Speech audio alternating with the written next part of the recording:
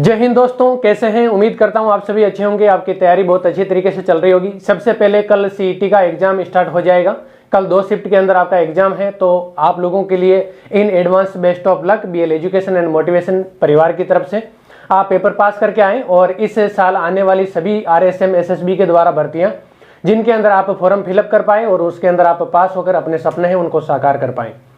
7 और 8 को आपका सीईटी का एग्जाम होने वाला है। 2 शिफ्ट के अंदर ये एग्जाम होगा, तो टोटल मिलाकर 4 शिफ्ट हो जाएगी। और ये जो पेपर है आप लोगों के समक्ष, इसके अंदर नेगेटिव मार्किंग कुछ भी नहीं है, तो आप निश्चिंत होकर ये पेपर देने के लिए जाए। तो सबसे पहले इसके अंदर जो इम्पोर्टेंट चीज़ है, जो इम्पोर्टेंट महत्वपूर्ण दिशा निर्देश हैं, उनके बारे में मैं आप लोगों को बता देना चाहता हूँ कि अभी जो पिछले बार पेपर जो आउट हुए उनके बाद में आप लोगों का पेपर सेंटर के ऊपर पहुंचने का जो टाइम है वो आधे घंटे से बढ़ाकर 1 घंटा कर दिया गया। तो आप लोग बिल्कुल सबसे पहले इसी को दिमाग में रखें कि आपको सेंटर पर 1 घंटे पहले आपको पहुंचना है, उसके बाद में आपको अंदर एंट्री देना बंद कर दिया जाएगा। तो ये सबसे पहले सबसे महत्वपूर्ण आप लोगों का काम होगा कि जहाँ पे भी आपका सेंटर आया है आप उसी हिसाब से वहाँ पर जाएं। आप पहले चले जाएं ताकि आप वहाँ पर 1 घंटे पहले पहुँच के आप अपनी एंट्री करवा लें और आपकी जो भी कोडल फॉर्मेलिटीज़ है वो आप पूरी कर पाएँ और आप निश्चिंत होकर अपना पेपर देने के लिए अंदर जाएँ। दोस्तों, इसके बाद में हमारी दूसरी चीज़ ये आपका हो गया आपका सेंटर पर पहुँचने को लेकर। इसके बाद में दोस्तों जो दिशा निर्देश RSM SSB के द्वारा जो आपका एडमिट कार्ड पे दिए हुए हैं उनको आप बिल्कुल केयरफुली पढ़ें, उनको आप इम्प्लीमेंट करें और आप उसी हिसाब से आप पहन के जाएं, कपड़े पहन के जाएं। उसी हिसाब से आप जो गर्ल्स हैं वो ऑर्नामेंट वगैरह जो अननेसेसरी ऑर्नामेंट है, गहने हैं, आभूषण है, वो आप नहीं पहने। दिशा निर्देश के अकॉर्डिंग ही आप पहन के जाएँ। आप जीन्स पहन लें या आप अंदर इनर पहन के उसके बाद में नॉर्मल स्वेटर पहने, लेकिन आप ध्यान रखें कि उसके ऊपर किसी भी प्रकार के बटन नहीं हो और उसके बाद में उसके ऊपर किसी भी प्रकार की पॉकेट नहीं हो। बॉयज़ के लिए भी यही है, आप इनर पहन के जाए सिंपल, आप टी शर्ट पहने, आप लोअर पहने, लेकिन वो चीज़ पहने जिसके अंदर पॉकेट नहीं हो और इसमें किसी भी प्रकार के बटन नहीं हो। उसके बाद में आप साथ में आपको घड़ी, कैलकुलेटर, इस प्रकार के किसी भी इलेक्ट्रॉनिक उपकरणों को साथ में नहीं ले जाना है, क्योंकि इसके अगर वहाँ पर पाए जाने के बाद में आपको पेपर से या सेंटर से निष्कासित कर दिया जाएगा। तो ये सारे के सारे आपको सर्दी को ध्यान में रखते हुए इस प्रकार के सारे कपड़े पहन के जाने हैं जो आपके दिशा निर्देश के अकॉर्डिंग भी आपका सूटेबल हो और उसके बाद में आपका सर्दी का जो मौसम है इससे बचने के अकॉर्डिंग भी आपका सूटेबल हो।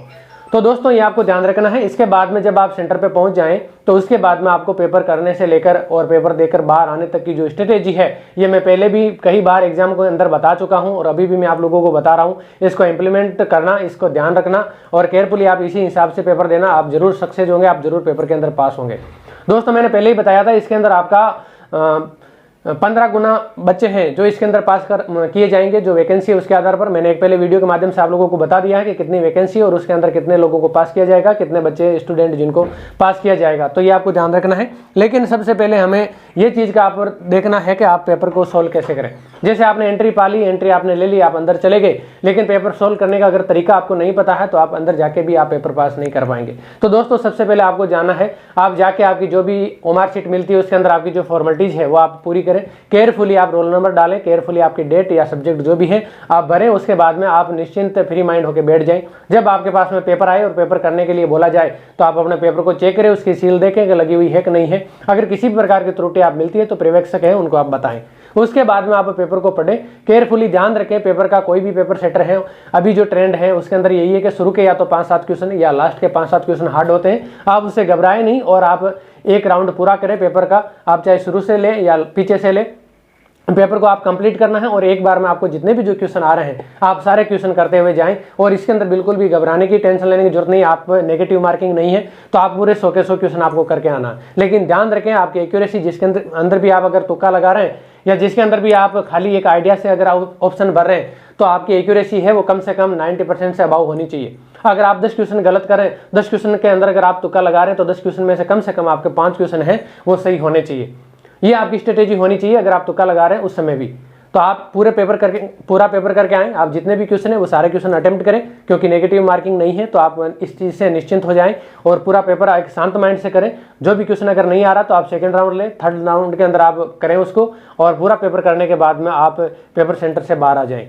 इसके बाद में दोस्तों मैंने ये भी बता दिया कितने क्वेश्चन आपको करना है, पेपर सोल्व कैसे करना है ये भी बता दिया। ये सारी की सारी चीज़ें आपको माइंड में रखना है, ध्यान रखना है। और अगर कोई भी गलती इस दौरान अगर आपसे होती है तो उसको ऐसा करना है कि वो गलती नहीं हो। आप इस हिसाब से अपने आप को प्रिपेयर करना कि आपसे किसी भी प्रकार की छोटी से छोटी मिस्टेक भी नहीं हो, ताकि आप एक निश्चिंत होकर पेपर देकर आएँ और आप पेपर के अंदर पास हों। अपना Telegram channel BL education motivation जरूर ज्वाइन करें। अपने परिवार पर जो नए हैं वो लाइक करें, शेयर करें, सब्सक्राइब करें, अपने परिवार का हिस्सा बने।